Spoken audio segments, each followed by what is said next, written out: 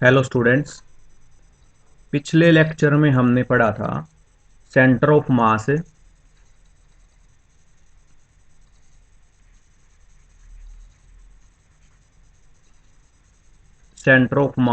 Of two particle.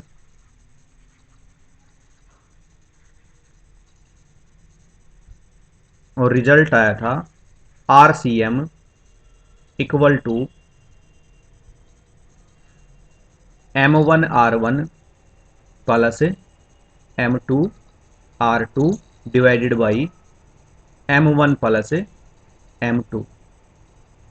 अगर हमें इस रिजल्ट को एक्सटेंड करना हो और यही रिजल्ट हमें centre of mass n particle के लिए लिखना हो तो centre of mass for n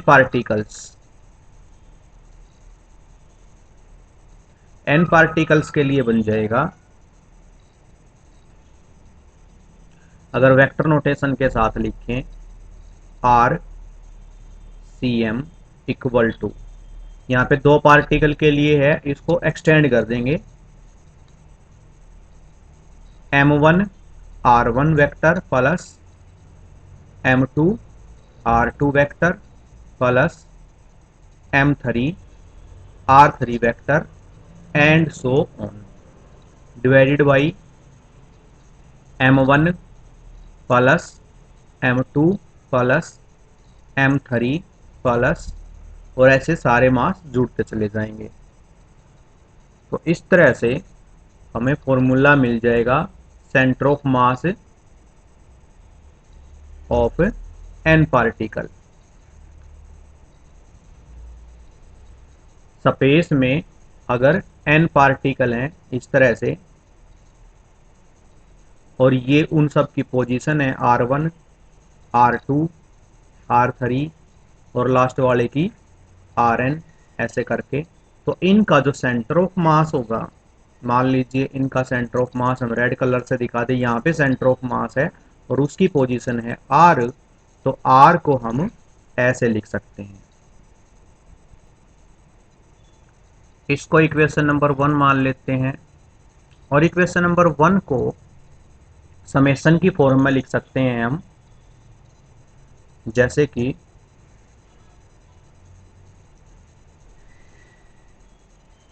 R equal हमारे पास आया है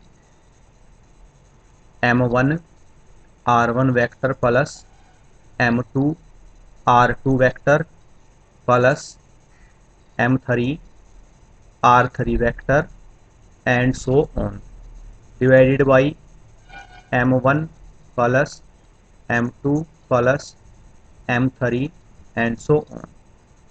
तो समेशन की टर्म में अगर लिखें, न्यूमरेटर को समेशन की टर्म में लिख देते हैं, समेशन 1 2 3, यहाँ पे M और R के साथ लगा हुआ है, तो ये बन जाएगा MI vector divided by, denominator में समेशन हो रखा है मास का, तो ये बन जाएगा समेशन MI। और हम देखते हैं जो समेशन MI है, मतलब कि सिस्टम के अंदर जितने भी n पार्टिकल हैं उन सब का मास है, तो टोटल सिस्टम का मास अगर हम m कंसीडर कर लें तो हम लिख सकते हैं R vector is equal to summation MI RI vector divided by capital M। Equation number 2। तो इस तरह से भी हम लार्ज नंबर ऑफ पार्टिकल के लिए सेंटर ऑफ मास लिख सकते हैं।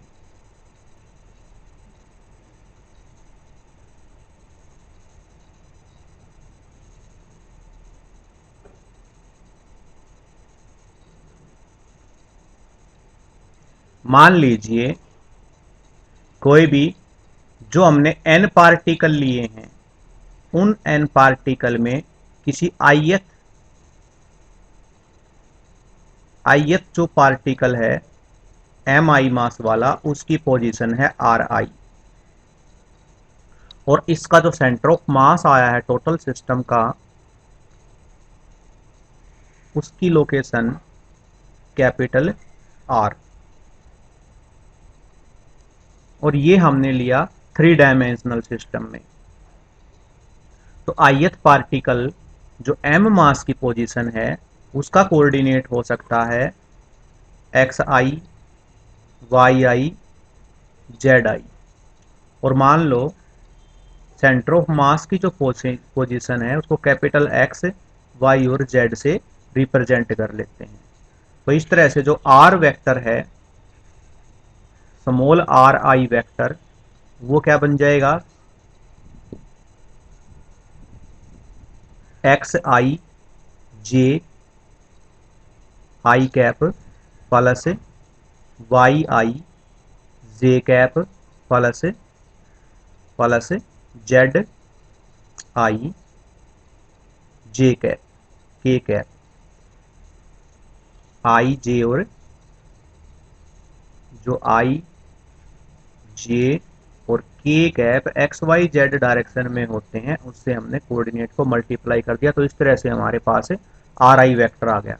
इसी तरह से हम आर वेक्टर की अगर वैल्यू निकालें तो हमें मिलेगा x i cap Y j cap plus z k cap. तो आर आई ith पार्टिकल की पोजीशन और सेंटर ऑफ मास की के लिए हमने वेक्टर नोटेशन में उसको लिख लिया। और फॉर्मूला हमारे पास आर वेक्टर के लिए क्या था, summation M I R I vector divided by capital M. तो अब आर आई की वैल्यू यहां से और आर की वैल्यू यहां से और स्मॉल आर आई की वैल्यू यहां से पुट कर देते हैं। तो हमें मिलेगा इस आर की, कैपिटल आर की जगह पे ये फुल वेक्टर लिखेंगे तो हमें मिलेगा capital x i cap plus y j cap plus z k cap equal to summation M i और आर आई की जगह पे हम ये सारा वैल्यू लिखेंगे x i i cap y i j cap z i k cap divided by capital M.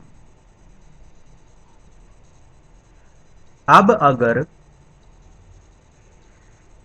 इस quantity को प्रत्येक x के साथ, y के साथ और zi के साथ मल्टीप्लाई करें तो दोनों तरफ हम i j k और i j k के कोफिशिएंट कंपेयर कर सकते हैं।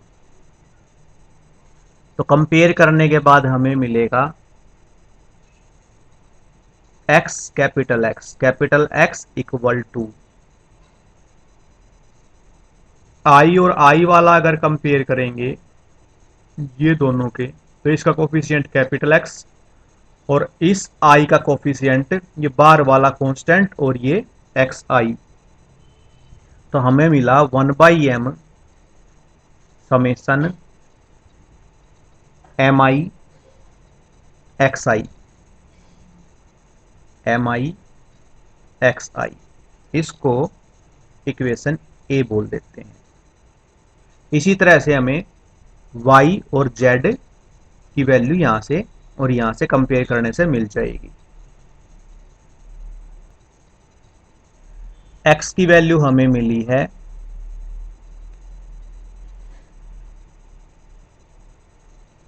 x की वैल्यू हमें मिली 1/M समेशन एम आई और एक्स आई। इसी तरह से y की वैल्यू हमें मिलेगी 1/M summation M I Y I and z की वैल्यू हमें मिलेगी 1/m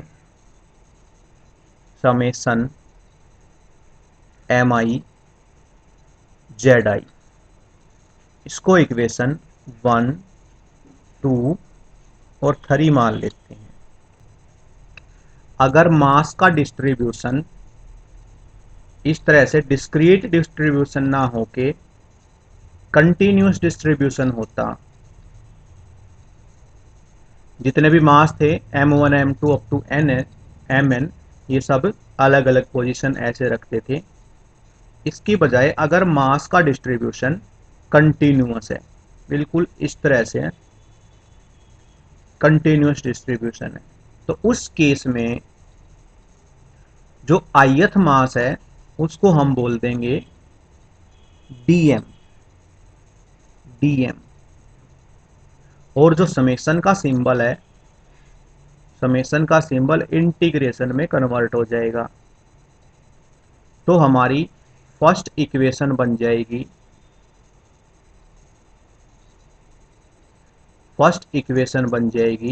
x equal to 1/m, x equal to 1/m summation की जगह पे इंटीग्रेशन और xi मतलब उसकी x कोऑर्डिनेट ith पार्टिकल की, वो सिर्फ x हो जाएगा और mi बन जाएगा dm। तो इस तरह से सेंटर ऑफ मास का x कोऑर्डिनेट इंटीग्रेशन की टर्म में लिखा जा सकता है। इसी तरह से हमारे सेकेंड भी और थर्ड जो कोऑर्डिनेट है, y बन जाएगा 1/m इंटीग्रेशन, ये dm है, इंटीग्रेशन y dm, और z बन जाएगा 1/m इंटीग्रेशन z dm।